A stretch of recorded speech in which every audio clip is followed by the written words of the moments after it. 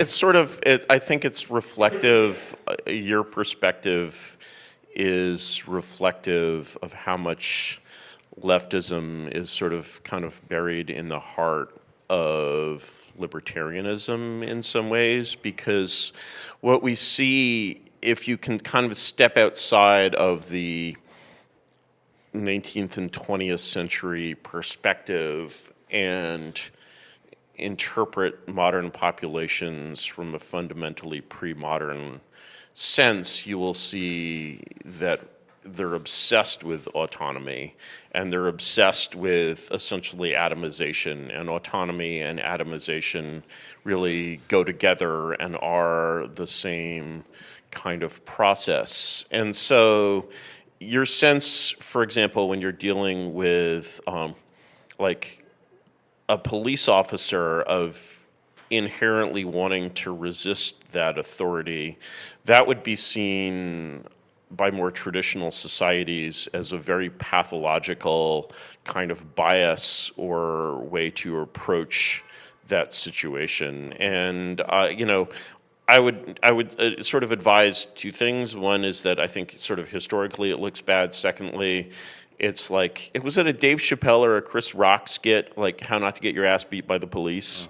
I think that watching that skit should be mandatory for everyone, and will stop you from having bad encounters with the police. And I don't believe in having bad encounters with the police. On the other hand, when you look at, there's a sort of use of the word democracy to mean stuff that I like, which I think is very insidious and Orwellian and very, very wrong. So, for example, to use an opposing use of the word democracy, there was a blog that I really loved called Second City Cop, which was a Chicago cop blog.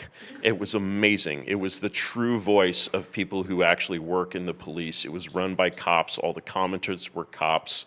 They were very literate and funny cops. Unfortunately, this blog had been, the target of the sort of progressive media machine in Chicago for quite some time, and they came too close to the guy running it, and he shut it down. And, so is that democracy in action? Well, it's certainly the action of the same people who would be running these oversight boards. And so in practice, what you're seeing, for example, with this is that when you see, what you'll look at when you look at a place like Chicago is you'll see massive violations of human rights going on constantly, because these are violations of the basic governmental responsibility to maintain a monopoly of violence. And what maintaining the monopoly of violence means is that you are responsible for all violence that happens. Even if that is interpersonal violence that does not involve a cop, that violence is the responsibility of the state. And there's the concept of anarcho-tyranny, Ben? It's the sort of you have this idea that's kind of, if you're kind of thinking of things in terms of autonomy, you get sort of very confused, because I'm like against the state or like for the state? Should there be like more government or less government? This concept of anarcho-tyranny, which is a Sam Francis concept, I believe, tells us is that these things actually go quite together. And so the principle of your life is not safe on the street really comes along with the principle of your life is enmeshed in sort of pointless paperwork. Or your life is not safe on the street comes with the principle of, for example, the real impact of these kinds of oversight processes is depolicing. Because what you see is that basically you reach a certain point where and I believe this is a problem in Chicago now, actually, although I can't really follow it because the only media I trusted got shut down. But once you reach a certain point where any kind of interaction that may result in some kind of criminal apprehension generates a pile of paperwork, cops just don't do that anymore. They just sit and eat donuts. And so they sit and eat donuts and basically condone just this insane level of violence that goes on. You know, I was reading, one of the ways I like to explore the past is by reading travelogues of like European travelers. Yeah. And there's a great one called Outre-mer by Paul, damn it, I'm forgetting the last name.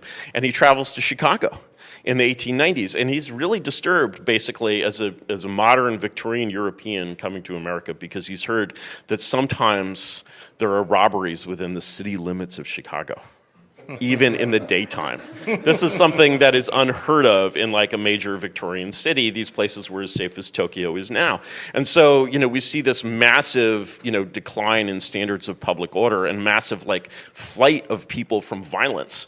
And, you know, to say that, you know, somehow the problem there is excessive policing is like completely cockeyed to me. Okay.